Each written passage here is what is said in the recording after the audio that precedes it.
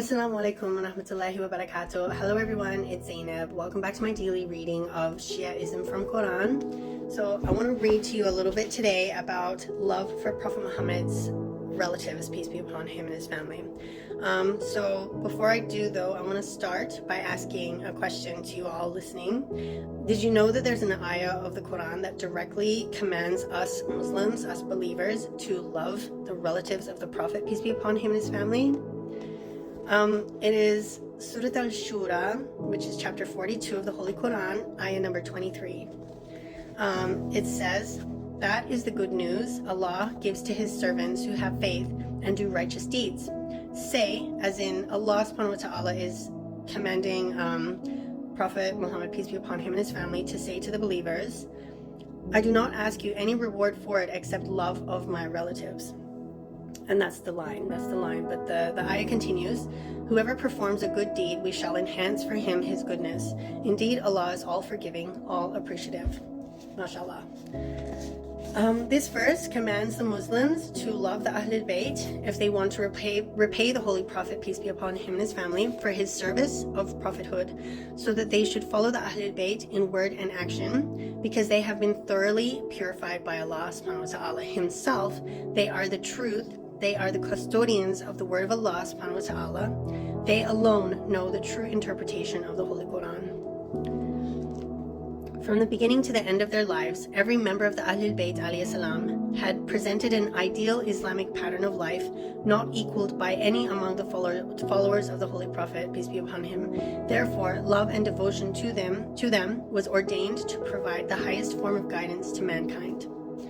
Unless one loves and follows the Ahlulbayt alayhi salam, one cannot sincerely avail of the guidance offered by the Holy Prophet, peace be upon him and his family. Love implies sincere attachment, which must manifest in every thought and deed. Imam Ja'far al-Sadiq alayhi salam said, he who obeys Allah's command is our devotee, and he who disobeys his commands is our enemy. Qurba means nearness, whereas fil qurba means for the sake of nearness. The unanimous traditions of utmost authenticity assert that nearness to the Holy Prophet, peace be upon him and his family, means love for his relatives, who were nearest to him in excellence and accomplishments. So when he, peace be upon him, was asked to point out his relatives, he pronounced the names of Ali alayhi salam, Fatima, may Allah bless her, Hassan alayhi salam, and Hussein alayhi salam, and their children. There is not a single tradition of the Holy Prophet, peace be upon him, that referees qurba to the relatives of the Quraysh, or the relationship of the Holy Prophet, peace be upon him, with the Quraysh, or the relatives of the believers, or being Arabs, etc., as concocted by the anti-Ahlulbayt alayhi salam commentators. The structure of the verse proves that the Holy Prophet, peace be upon him, has been commanded to demand recompense as an exception, not from everyone, but from those believers who take the way to their Lord, mentioned in Surah Al-Furqan, which is chapter 25 of the Holy Quran, ayah number 57, which says, "Say," Allah is commanding the Prophet, peace be upon him, to say to the believers, "I do not ask you any reward for it, except that anyone who wishes should take the way to his Lord." Take the way to his Lord. Sorry. And how do you do that? Well, go back to Surah Al-Shura, ayah number 23, and that's how you do it. The recompense is in the interest of the believers themselves, not in any way profitable to the Holy Prophet, peace be upon him, in his personal life. Instead of arham, the blood relatives, fil qurba, for the sake of nearness, has been used to show that not only relationship but also nearness in character and accomplishment is taken into consideration as the most important quality. So, on the basis of this verse, love of the Ahlulbayt alayhi salam has become an obligatory function of the faith, a fundamental condition without which no amount of devotion to Allah subhanahu wa ta'ala and good deeds will be of any use.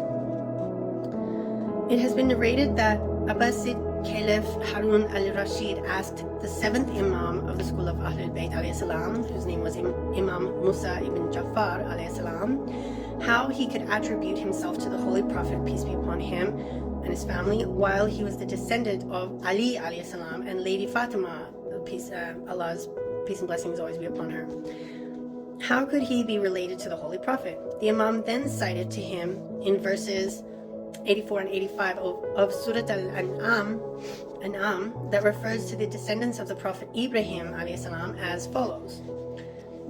So that is Surah Al-An'am. So that's chapter 6, ayah 84 and 85.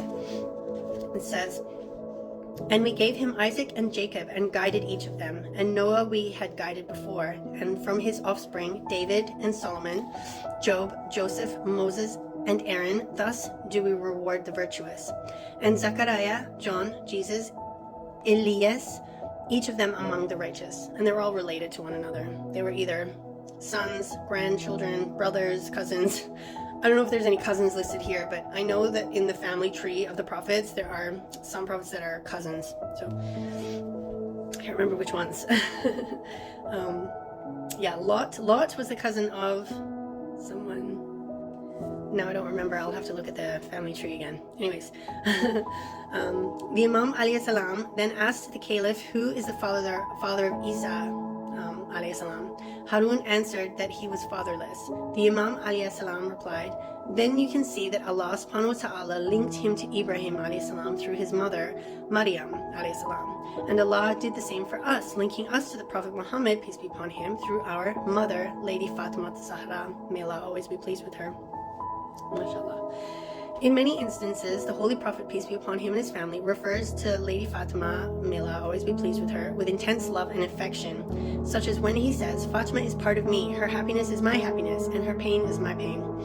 The Holy Prophet, peace be upon him, would also point towards the children of Fatima, Allah always be pleased with her, Hassan and Hussein alayhi salam, and say on many occasions, "These are my sons," not grandsons. He would refer to them as his own sons.